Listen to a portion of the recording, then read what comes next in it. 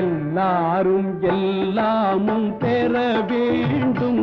இங்கு இல்லாமை இல்லாத நிலை வேண்டும். எல்லாரும் எல்லாமும் பெற வேண்டும். இங்கு இல்லாமை இல்லாத நிலை வேண்டும்.